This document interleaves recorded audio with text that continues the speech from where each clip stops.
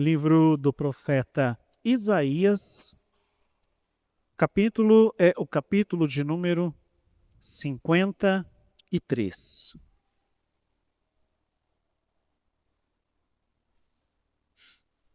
Vou pedir que você deixe a sua Bíblia aberta neste texto.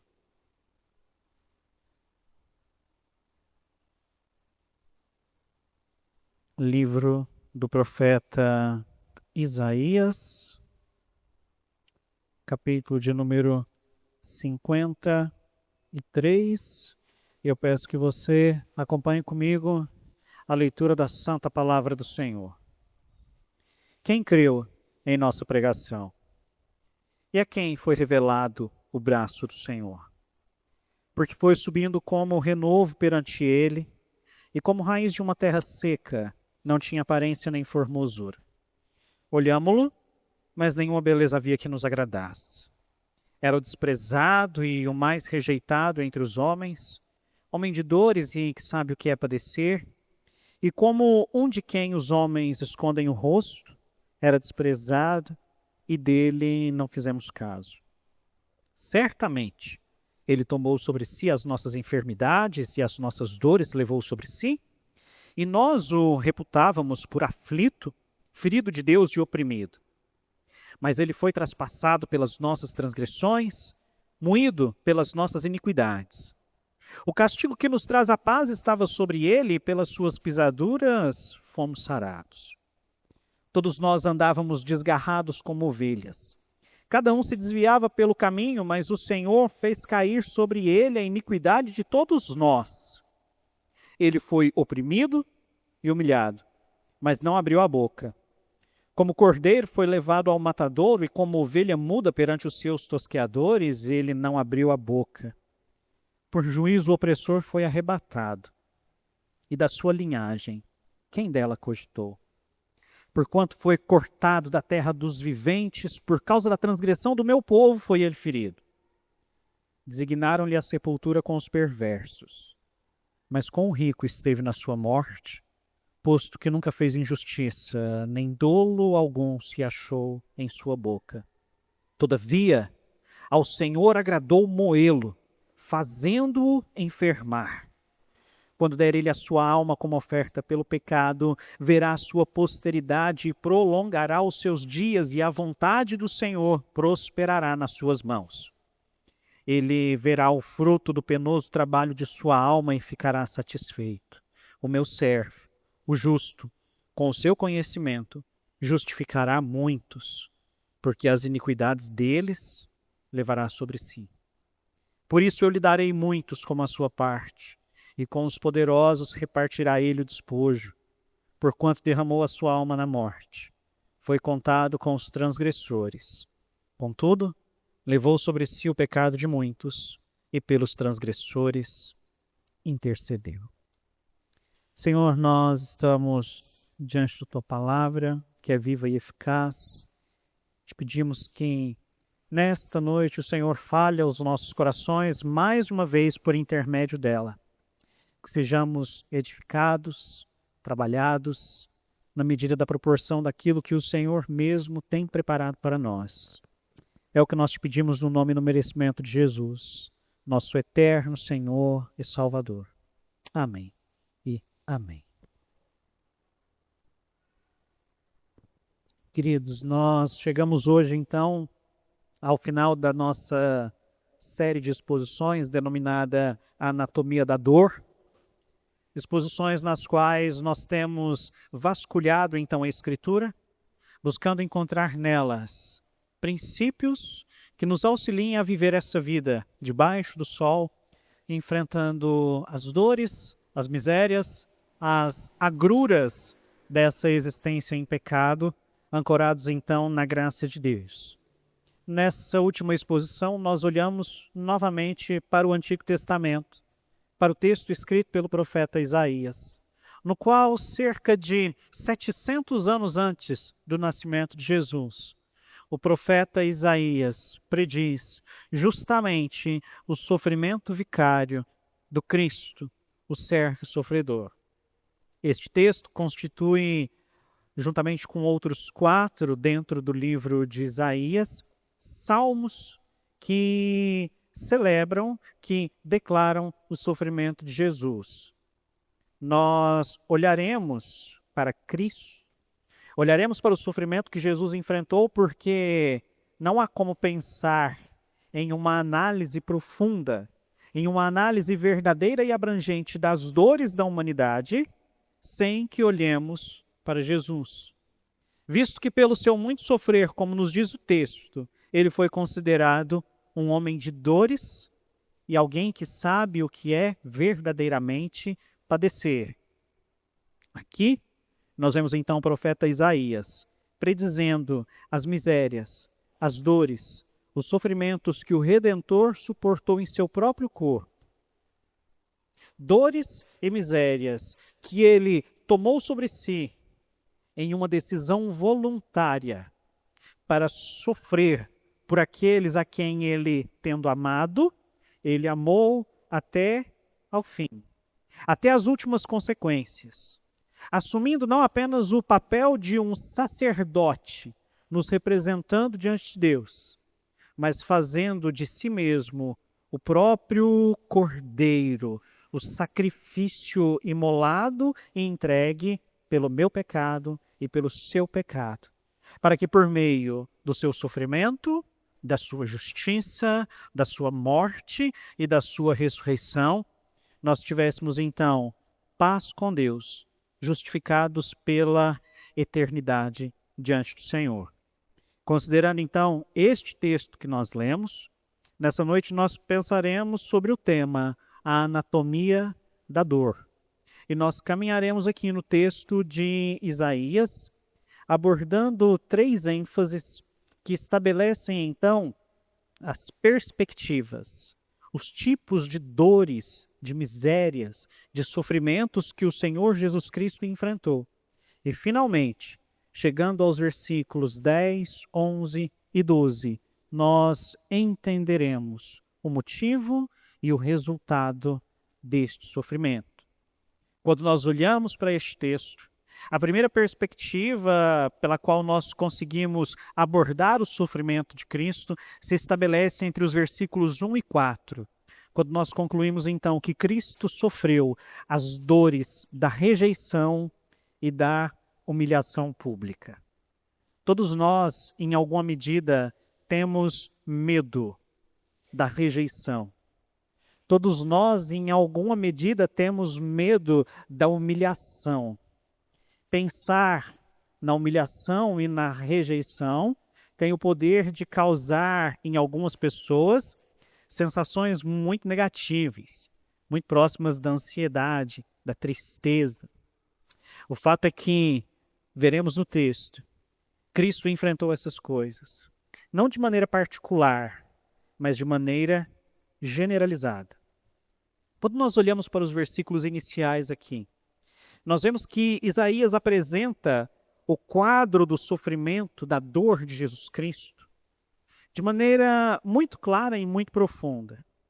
Nos 4 primeiros versículos, nós somos confrontados com a realidade de que Cristo esteve profundamente humilhado e ele foi definitivamente rejeitado ou totalmente rejeitado pela maioria do povo na sua época. A humilhação e a rejeição que o Salvador enfrentou aqui são relatados nesses versos iniciais. Humilhação e rejeição acompanham Cristo desde o seu nascimento. E foram preditas estas condições, mesmo antes do seu nascimento. O profeta aqui vai afirmar que Jesus nasceu sob o olhar cuidadoso de Deus. Observe o versículo de número 2. Porque ele foi subindo como renovo perante ele. Perante ele quem? Perante o Pai, perante Deus. Desde o seu nascimento, Cristo esteve sob o cuidado de Deus. Isso, no entanto, não implicou em que Cristo fosse livrado dos sofrimentos. Porque as calamidades dessa vida, os sofrimentos dessa vida, constituem uma parte da missão que foi proposta a Jesus, Afinal de contas, ele é o segundo Adão, ele é o nosso substituto. Se nós sofremos com o pecado, se nós sofremos devido às consequências do pecado e não conseguimos nos libertar dessa condição miserável, era necessário a ação externa de alguém que não apenas pudesse suportar essas misérias, mas vencê-las. E é exatamente isso que Cristo faz. Então, conquanto ele seja Deus, ele precisa sofrer como um de nós. E é por isso que ele nasce como um de nós, sujeito às mesmas dores, às mesmas circunstâncias. E a humilhação sofrida por Jesus fica muito evidente neste texto aqui, quando nós observamos o tratamento e o julgamento que foram dispensados a Jesus. Entenda, Isaías está escrevendo aqui primordialmente para Israel. No entanto, a advertência quanto à rejeição de Cristo é aplicável a todos os homens. As advertências quanto ao estado de humilhação a que Cristo esteve sujeito por causa do pecado é aplicável a todos os homens. E a humilhação aqui, meus irmãos, reside no fato, não apenas de que Jesus precisou se encarnar, se fazer homem, deixando temporariamente de usar as suas prerrogativas divinas, não apenas nisso, mas também no fato de que ele foi considerado como alguém repulsivo. Olhe para a forma como Isaías fala, no versículo de número 2. Ele não tinha aparência, ele não tinha formosura. Olhámo-lo, mas nenhuma beleza havia que nos agradasse. A humilhação de Jesus reside no fato de que ele, sendo o Senhor de toda a criação, sendo a fonte de toda a beleza, de tudo aquilo que é excelso, foi considerado como alguém sem valor, alguém repulsivo, alguém para quem as pessoas não gostavam de olhar. Conquanto ele seja Deus, a fonte de tudo aquilo que é bom, fisicamente, ele era considerado como alguém que não chamava a atenção. E aqui reside a humilhação de Jesus. A humilhação reside no fato de que, sendo Deus, ele precisa suportar os sofrimentos que eram nossos. A rejeição por seu turno vai se apresentar tanto como uma consequência, como a coroação da humilhação de Jesus. A Escritura nos afirma que o homem vê de uma forma diferente da forma que Deus vê. Porque o homem vê o exterior, mas Deus, ele enxerga até mesmo o nosso coração. Agora, se exteriormente Jesus é considerado como uma pessoa repulsiva, se aos olhos humanos Jesus é desprovido de atributos que chamem a atenção, se aos nossos próprios olhos olhamos para Cristo e não parece haver nele beleza que nos agrade, então não é de se estranhar que por consequência ele tenha sido desprezado e rejeitado. É o que Isaías vai falar no versículo de número 4. Versículo de número 3. Era desprezado e o mais rejeitado entre os homens. Esse tratamento, meus irmãos, de desprezo, de rejeição, de humilhação, apontam justamente para o profundo desrespeito com o qual o Senhor Jesus foi tratado. E se nós, em alguma medida, temos medo, nos sentimos constrangidos diante da possibilidade da humilhação e da rejeição, imaginemos agora o sofrimento profundo que isso causou no Senhor. Porque, embora ele seja perfeito Deus, ele é também perfeito homem. Se nós sofremos com a rejeição, é certo que Cristo sofreu. Se nós sofremos com a humilhação, é certo que Cristo sofreu. Mas a humilhação que Jesus experimentou, a rejeição que Jesus experimentou, em nenhuma hipótese qualquer de nós conseguirá minimamente se aproximar dela. Jan Hilderbos, um ministro e professor de teologia reformada holandês, comentando esse texto, ele nos diz que existe uma ênfase muito especial aqui no versículo de número 3, quando Isaías aponta para Cristo como sendo o desprezado e o mais rejeitado entre os homens. Segundo ele, a ideia que esse versículo transmite é que o Senhor Jesus Cristo foi visto, foi tratado, foi recebido como o último entre os homens. Jesus ele foi tratado no seu tempo como alguém que muito dificilmente seria considerado com algum grau de humanidade. Jesus estaria para o povo, para o mundo nessa época, no limite daquilo que se poderia considerar humano. Esse é o grau da rejeição e da humilhação enfrentados por Jesus. E não é de se espantar, nesse contexto, que no final do versículo 3, ele seja considerado tão desrespeitosamente como um homem de quem não se faz caso. Um homem de quem, ou para quem, viramos o rosto. Alguém que não é digno de reverência, não é digno de um olhar, não é digno de admiração. E sabe qual é o tom mais dramático nisso tudo? Ele se encarnou por nós. Ele veio ao mundo por amor e sofreu a dor da nossa humilhação e da nossa rejeição. Esse é o primeiro aspecto da dor de Jesus, do sofrimento de Jesus relatado por Isaías. Mas se tomamos ainda os versículos 3 a 7, nós começamos a descortinar uma segunda nuance do sofrimento de Jesus. Pelo que nós podemos concluir que Jesus sofreu as dores de todas as misérias humanas. Para além da rejeição, para além da humilhação que provocaram muito provavelmente um sofrimento profundo, principalmente nos aspectos emocional e psíquico de Jesus, porque ele é um ser humano perfeito, à exceção do pecado, o Senhor sofreu também, meus irmãos, as dores no seu próprio corpo. Nós já vimos em outras ocasiões, e veremos agora novamente, que as dores e as misérias, o enfraquecimento do corpo, a morte do corpo, o adoecimento do corpo, figuram como consequências do pecado. A grande questão é que Cristo vai sofrer todas essas coisas por causa do pecado, que não é dele. Mas porque ele decide tomar sobre si o pecado desse povo que o rejeitou e que o humilhou.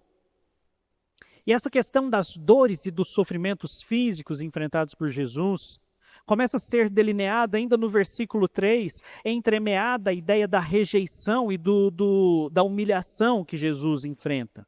Olhe novamente para o versículo de número 3, a descrição que o profeta Isaías faz a respeito de Jesus, esse que é o mais humilhado e rejeitado entre os homens, é que ele é um homem de dores e que sabe o que é padecer. Segundo a maioria dos estudiosos, dos teólogos, essa afirmação, homem de dores e que sabe o que é padecer, aponta para o espectro amplo dos sofrimentos que Jesus Cristo enfrentou no seu próprio corpo. Você fica doente? Jesus Cristo adoecia. Você se sente fraco? Jesus Cristo se enfraqueceu. Você se sente cansado? Jesus Cristo se cansou, ele dormiu. Você se sente com fome? Cristo enfrentou a fome. Lembre-se, 40 dias no deserto, depois ele teve fome.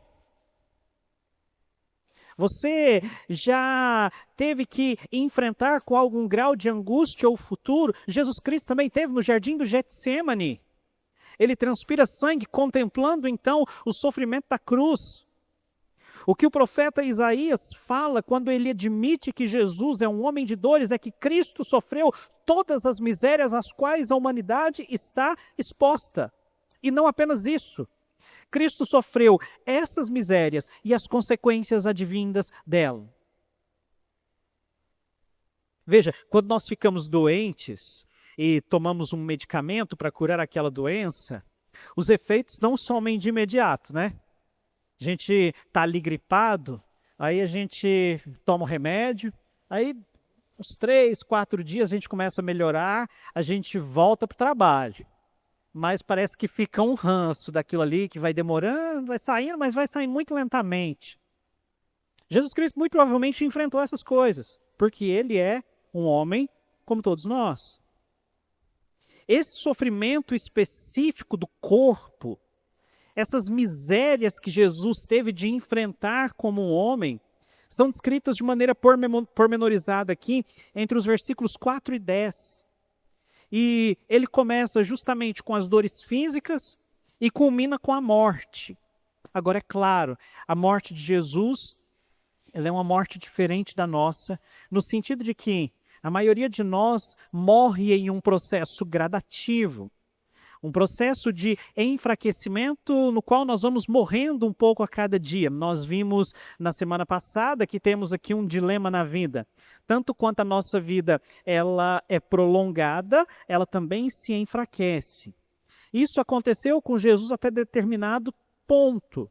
Mas a sua morte, ela acontece na cruz de maneira substitutiva, quando ele entrega a sua vida voluntariamente. Jesus não vai morrer por um processo natural de envelhecimento, de enfraquecimento do corpo, não. Cristo vai entregar a sua vida. Agora, o fato é que ele enfrenta a morte tal qual nós enfrentamos. A morte que é uma das misérias desta vida. Agora, quando nós olhamos para os sofrimentos físicos de Jesus, tem duas questões que são importantes aqui. A primeira delas, a causa desse sofrimento. E a segunda, a tensão teológica que o sofrimento de Jesus nos apresenta. Eu quero pedir que você olhe muito cuidadosamente comigo para os versículos 4, 5 e 6, para que nós possamos entender aqui quais são as causas do sofrimento de Jesus. E para pensar nisso, nós precisamos relembrar que toda miséria e toda dor a que a humanidade está exposta tem como raiz, como causa fundamental, o pecado. Então, se Jesus Cristo é o nosso representante, nós podemos concluir que ele sofre durante a sua vida, porque ele leva sobre si o peso do pecado daqueles que ele representa. Então, o sofrimento de Jesus é a manifestação da ação judicial de Deus, fazendo com que ele pague, com que ele sofra aquilo que era nosso. E veja, duas expressões aqui no texto apontam para essa ação judicial de Deus, fazendo com que Cristo sofra em nosso lugar. Versículo de número 4. Certamente ele tomou sobre si as nossas dores e enfermidades, e as nossas dores levou sobre si, e nós o reputávamos por aflito, ferido de Deus e oprimido. Eu quero que você preste atenção nessa expressão, ferido de Deus.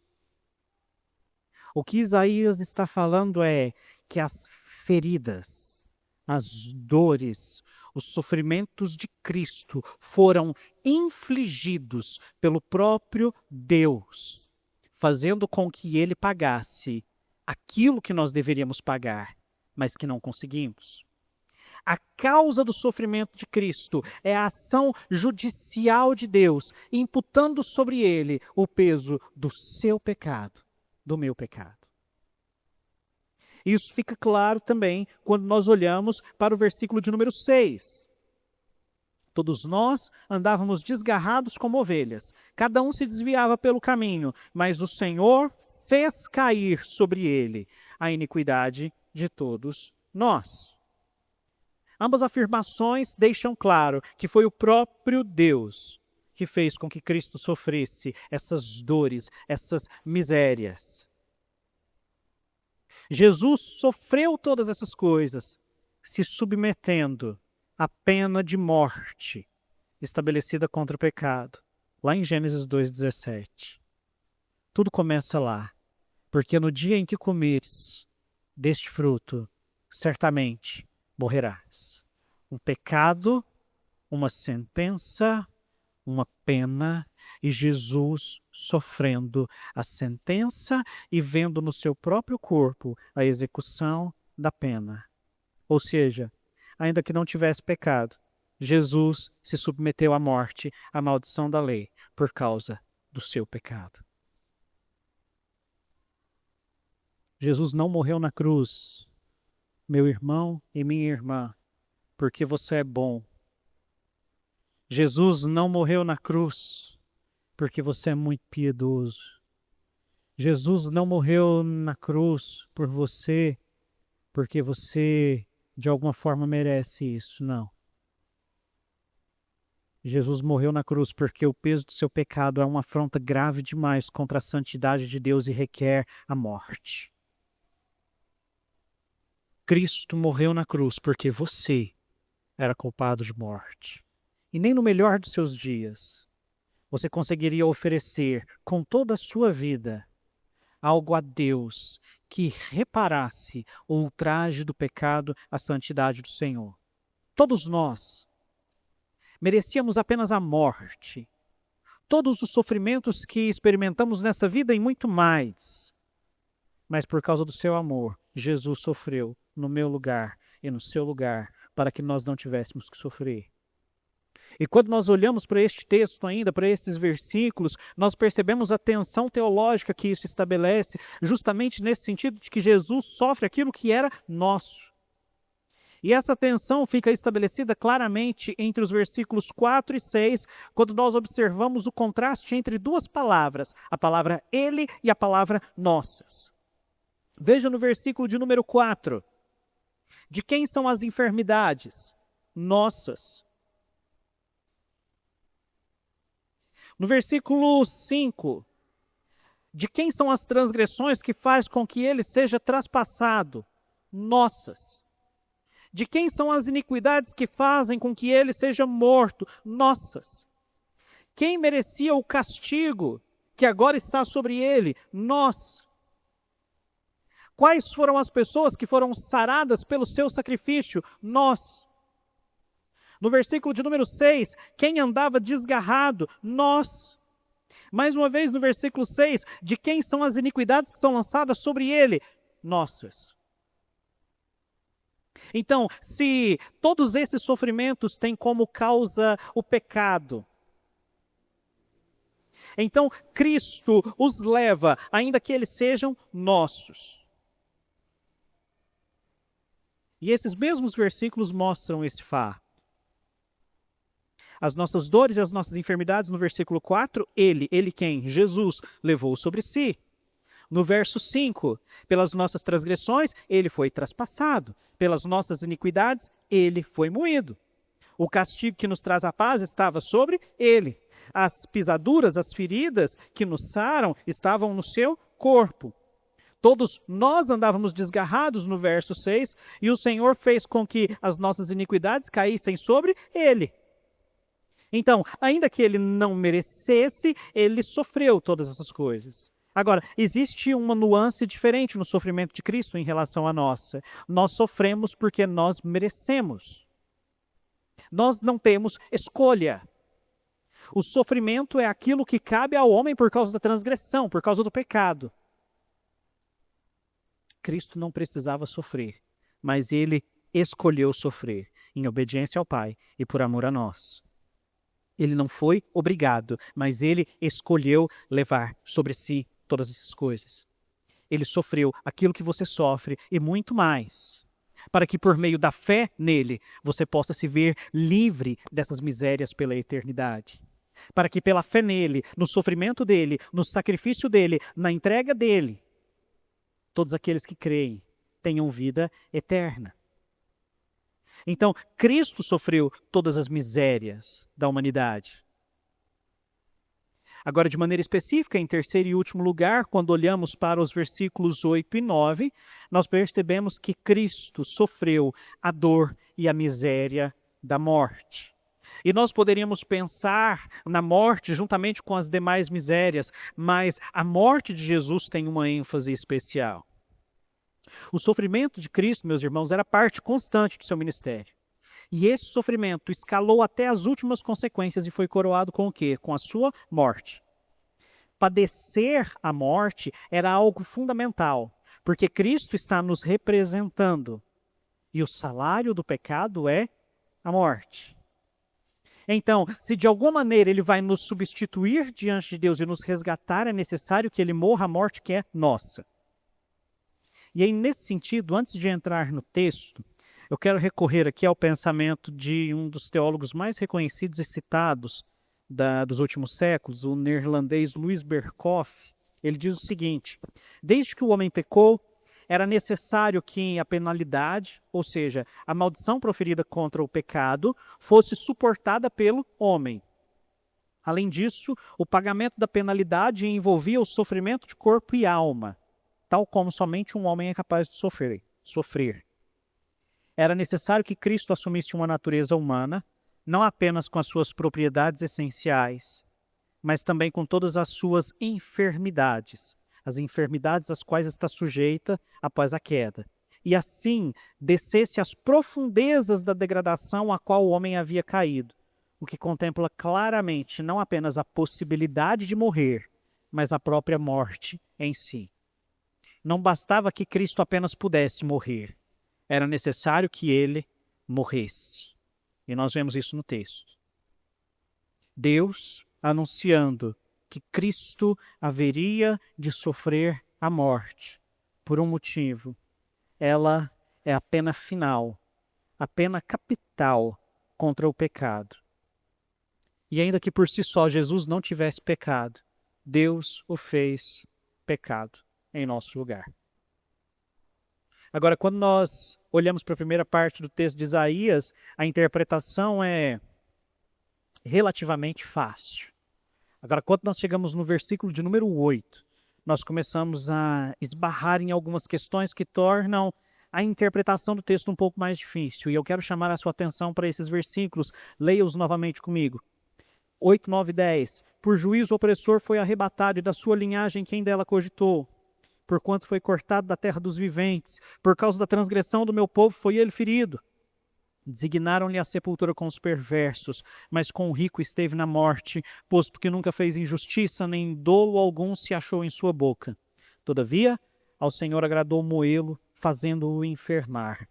Quando der ele a sua alma como oferta pelo pecado, verá a sua posteridade e prolongará os seus dias, e a vontade do Senhor prosperará nas suas mãos. Nós temos aqui, meus irmãos, material para discorrer por dias a fio. Não é minha intenção esgotar o texto.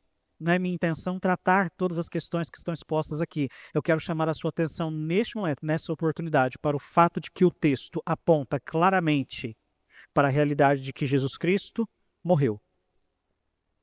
Ele padeceu a morte. Veja, o versículo de número 8 apresenta Jesus como que diante de uma corte para receber uma sentença. Por juízo o opressor foi arrebatado, da sua linhagem quem dela cogitou, porquanto foi cortado da terra dos viventes. Nós estamos aqui, meus irmãos, embora Isaías seja um texto profético, em sua maioria, nós estamos aqui diante de um salmo, tá? Isaías 53 é um salmo, é um cântico, é linguagem poética. E veja que Isaías utiliza aqui aquilo que na língua portuguesa nós chamaríamos de eufemismo. O que é um eufemismo? O eufemismo é uma figura de linguagem que nós utilizamos para suavizar o sentido de algo.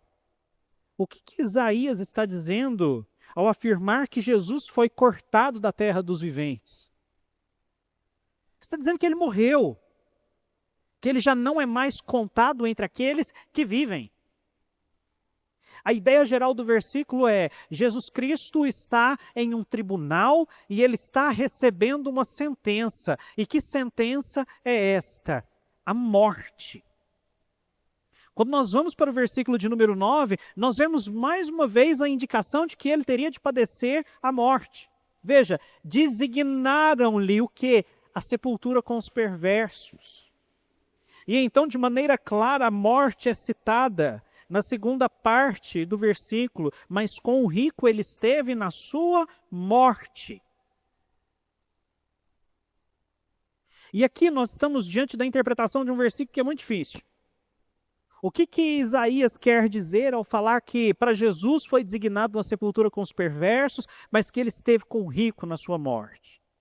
A maioria dos teólogos tem interpretado esse texto da seguinte forma: os perversos aqui são aquelas pessoas que são tão ruins, mas tão ruins, que não merecem sequer um sepultamento honroso. E para nós talvez isso hoje não faça diferença, mas no Antigo Oriente, não ser sepultado de uma maneira honrosa era um destino terrível. Você se lembra, por exemplo, do ultraje da morte de uma mulher chamada Jezabel? Se lembra como Jezabel morreu? Se lembra o que aconteceu com ela depois? Ela foi comida pelos cães. Aquilo é um sepultamento desonroso. Então, quando se diz que Jesus estava designado para ele uma sepultura com os perversos, a ideia é isso. A ideia dos malfeitores, dos religiosos da época, era que Jesus fosse desonrado na sua morte.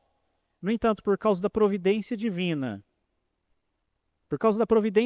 e porque Jesus, embora tenha sido considerado como um malfeitor, era justo e inocente, ele esteve como que entre os ricos. Ele recebeu, de certa maneira, a honra, inclusive porque ele foi sepultado num túmulo distinto, num túmulo de um homem da sociedade. O que todas essas alusões deixam claras para nós aqui? Que Jesus, de fato, teria de morrer. Não existe outra saída para alguém que recebe a pena de morte, senão enfrentar a morte.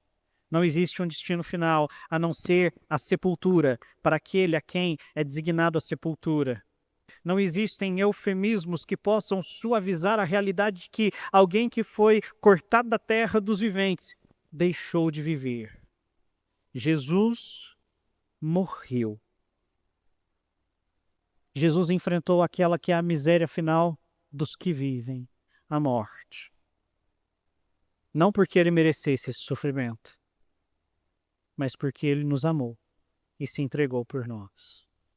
Então, quando nós chegamos aqui, nós percebemos quão profundo foi o sofrimento de Jesus. Fica muito claro para nós que nós não podemos pensar em uma anatomia do sofrimento sem olhar para Cristo, porque ele, sim, foi o homem de dores, que sabe o que é padecer. Agora, se parássemos aqui no versículo de número 10, a história estaria incompleta. A vida de Jesus foi marcada por dor e sofrimento, sim.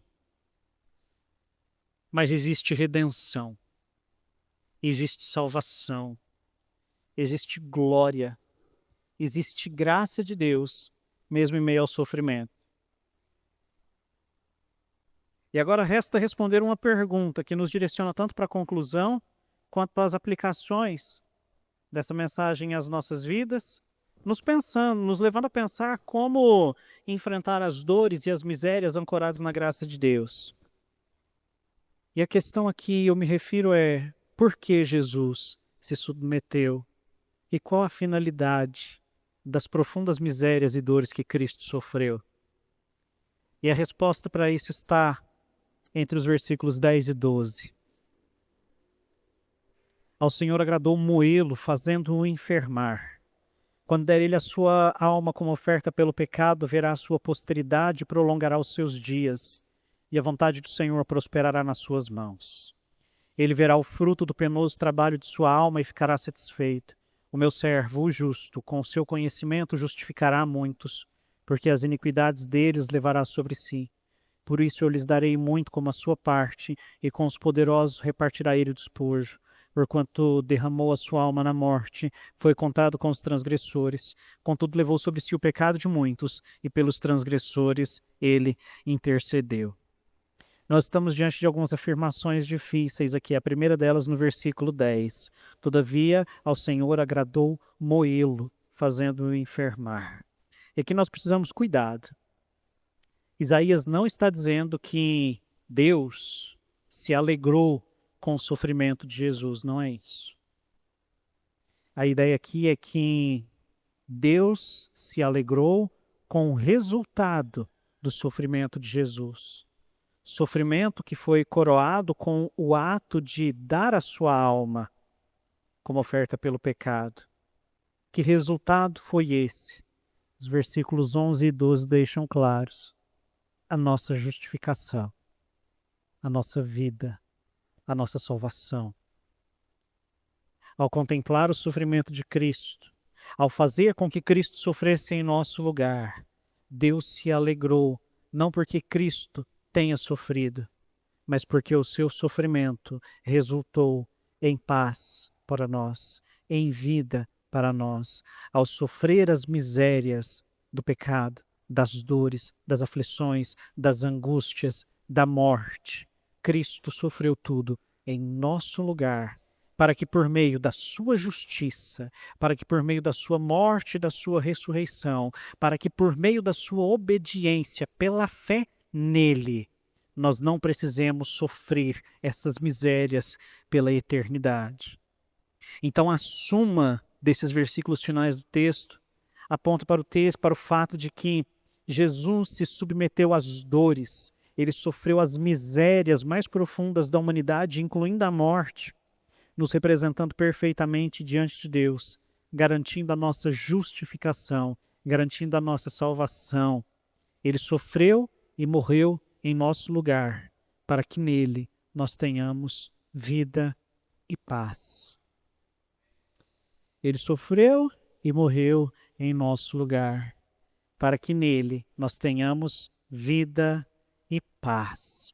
Amém, meus irmãos. E aqui, meus queridos, nós precisamos fazer uma aplicação desse texto.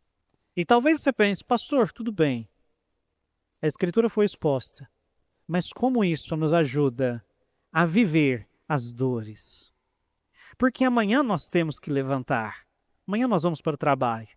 E todos nós estamos sujeitos às dificuldades da vida. Como eu vou lidar com os problemas da minha vida sabendo disso?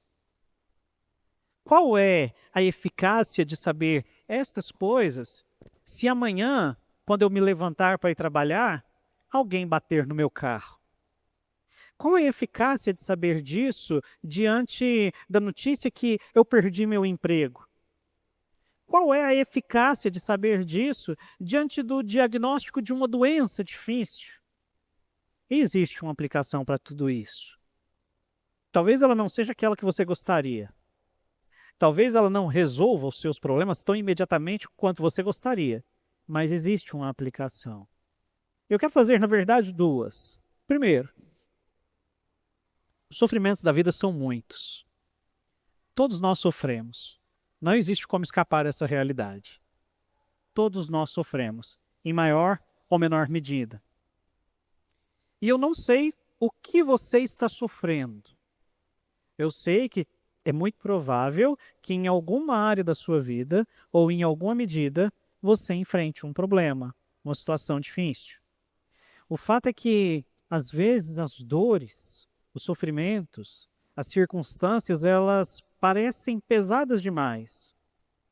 Talvez você já tenha chegado até o ponto de achar que Deus te esqueceu, que Deus não ouve as suas orações. Mas eu quero te dizer que poucas coisas poderiam estar mais distantes da realidade do que isso. Sabe por quê? Deus ele não apenas conhece todas as dores que você enfrenta. Deus não apenas conhece todas as misérias deste nosso viver, mas ele também enviou seu filho, nascido de mulher, nascido sob a lei, se submetendo à maldição da lei, para que ele sofresse todas as dores e as misérias às quais nós estamos expostos, a fim de que, por meio dele, por meio da sua justiça perfeita, nós fôssemos libertos da condenação e do infortúnio de sofrer com dores e misérias eternas. Então, pode ser que amanhã alguém bata no nosso carro. Eu não vou falar que está tudo bem, porque são perdas, prejuízos. Traz um sofrimento. Mas ao olhar para aquilo que Cristo fez, nós contemplamos a realidade de que esses sofrimentos de agora, eles vão passar. E nós não precisamos sofrer calamidades pela eternidade. Porque Ele nos libertou. Jesus sofreu dores semelhantes às nossas, maiores do que as nossas. Ele morreu como a maioria de nós vai morrer se Ele não voltar antes, para que por meio dele nós tenhamos vida. E o fato de que Jesus morreu para nos dar a certeza de que essas dores são passageiras, e nós aguardamos uma vida de paz e felicidade eterna, deve nos fazer olhar para esta vida, que é sim marcada de dores e sofrimentos, de uma outra perspectiva, encontrando alegria e descanso no fato de que os problemas existem, mas eles são passageiros. E mais do que isso, eles não são apenas passageiros, mas nós somos assistidos e fortalecidos por Ele enquanto passamos por esses problemas.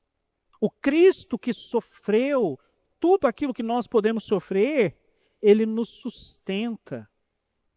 A Escritura nos diz que Ele venceu todas essas coisas. E nele nós temos a certeza de que nós venceremos também. Ser cristão, meu irmão, não é garantia de imunidade de sofrimento.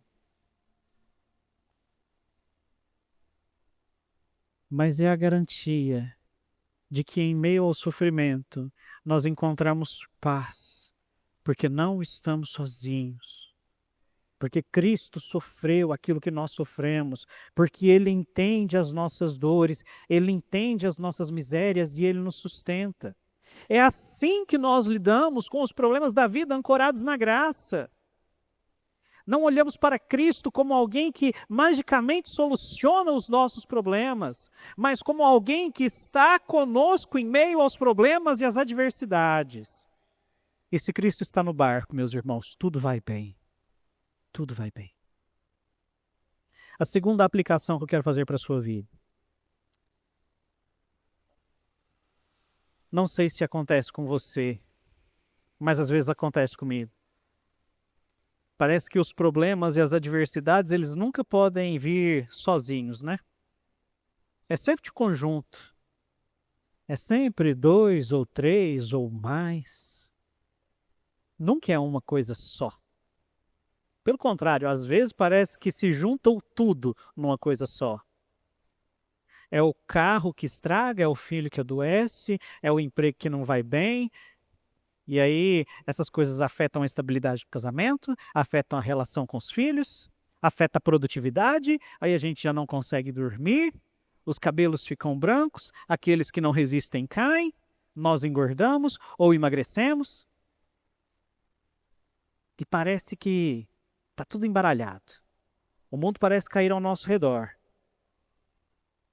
E nessas circunstâncias, nós temos uma tendência de achar que os problemas eles são aleatórios ou que estão fora de controle. Mas saiba, não existe nada fora de controle. Mesmo as circunstâncias difíceis, elas estão sob controle, se não seu, do Senhor. Agora entenda, a culpa não é de Deus. Os problemas e as dores que nós enfrentamos são resultados do nosso pecado. E eu não digo pecados que tenhamos cometido agora. Nós estamos doentes porque pecamos, ou estamos passando por dificuldade financeira porque pecamos. Não, eu estou falando do pecado geral, o pecado da humanidade. As dores e os sofrimentos, elas têm como raiz o pecado. Porque, entenda, os sofrimentos são uma antecipação daquela pena de morte, nós já vimos isso. E é importante que nós saibamos que, embora estejamos em Cristo, nós não recebemos do Senhor qualquer promessa ou qualquer garantia de que nós não sofreremos nessa vida. Na realidade, o natural e aquilo que se espera é que, se nós nos tornamos parecidos com Cristo, nós soframos também de uma maneira parecida com a que Ele sofreu. O próprio Senhor Jesus Cristo disse isso. Se me perseguiram, não perseguiram vocês. Jesus colocou isso em termos muito mais claros. No mundo, 3 aflições. Perceba que o texto que nós lemos afirma que Jesus esteve sempre diante de Deus, diante do Pai, desde seu nascimento. Mas isso não impediu que ele sofresse profundamente. Sabe por quê? Sofrimentos são coisas dessa vida. E aí, sempre que a gente está falando sobre isso, o clima fica um pouco pesado, né? Porque, afinal de contas, ninguém gosta de sofrer. E eu me lembro que eu preguei esse texto aqui na congregação dos ciganos, que meu pai pastoreia, e falando sobre problemas, dificuldades da vida, eu fiz a seguinte pergunta: você gostaria de não sofrer mais? Sim ou não? Gostaria? Se eu te dissesse que existe uma forma de não sofrer mais, você gostaria de experimentar isso? Para não sofrer, basta morrer. Lembra da história da semana passada, se você for para o céu. Porque se você for para o inferno, tem 2 coisas com as quais se preocupar. Os sofrimentos são coisas dessa vida, meus irmãos. Nós vamos sofrer aqui. É inevitável. Quando nós olhamos para a história do povo de Deus, nós percebemos um fato inegável. A fibra do sofrimento é um elemento fundamental na formação do caráter cristão. Todos os cristãos piedosos da história sofreram profundamente, a exemplo de Cristo. Quando Jesus sofreu as misérias que estão descritas nesse texto e em outros da Escritura, ele estava nos representando diante de Deus. Ele estava levando sobre si, sofrendo no seu corpo, na sua alma, as consequências do seu pecado, do meu pecado. Quando ele morreu na cruz, a morte que era minha e sua, sabe o que ele fez? Ele matou na cruz a condenação do pecado. Eu vou dizer de novo. Na cruz, ele matou a condenação do pecado. Amém. E por causa da cruz, por causa dos sofrimentos de Cristo em nosso lugar, é que o apóstolo Paulo vai dizer que já não existe mais nenhuma condenação para aqueles que estão em Cristo Jesus. Por causa do sofrimento de Jesus, nós temos selada, garantida a certeza do cumprimento da promessa de vida eterna. E aí, mais uma vez, você fala assim: pastor, o que isso tem a ver com a minha vida? Na segunda-feira, quando eu me levanto, como eu vou olhar para a certeza dessa vida eterna e vou trabalhar na segunda-feira, sabendo que eu vou ter que sentar do lado daquele meu colega que gosta de importunar a minha vida? Como que isso vai resolver ou vai me ajudar a lidar com os problemas que eu encontro na minha família? Como saber disso vai me ajudar a viver melhor nesse mundo que é tão cheio de podridão, é tão cheio de miséria? Meus irmãos, a garantia da vida eterna é para nós a certeza de que, embora estejamos no mundo, nós não somos do mundo e não ficaremos aqui para sempre.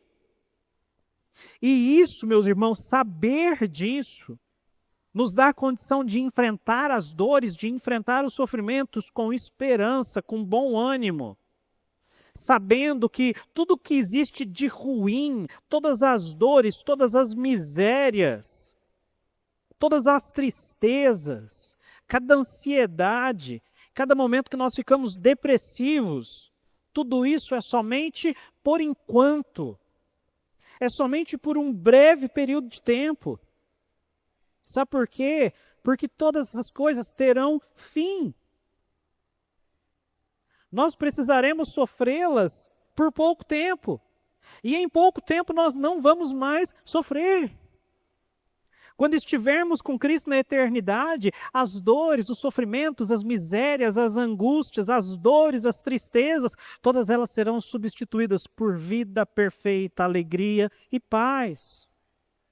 E olhando para isso, para a garantia que nós temos em Cristo, se é necessário sofrer, que soframos, não entristecidos, não amargurados, mas firmados na graça, confiando que em Cristo a vitória eterna, que produz resultados no futuro, mas que produz resultados já agora, está garantida.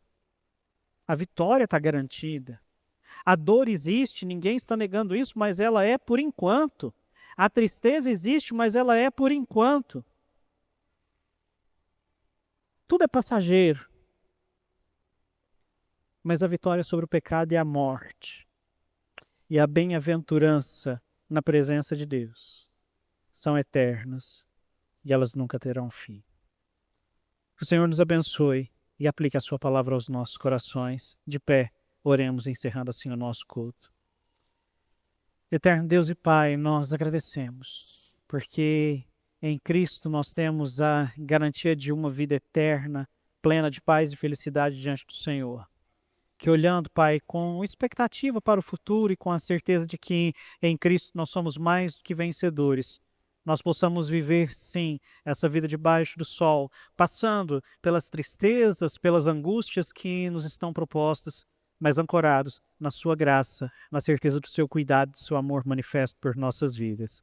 Guarda-nos em Ti mesmo, é o que te pedimos em nome de Jesus. E agora, meus amados irmãos, que a graça do Senhor Jesus, o amor de Deus Pai, a comunhão e a consolação do Espírito Santo esteja sempre sobre vós, povo de Deus, e sobre vós permaneça até o dia glorioso de Cristo Jesus. Maranata, vem Senhor Jesus. Amém e amém.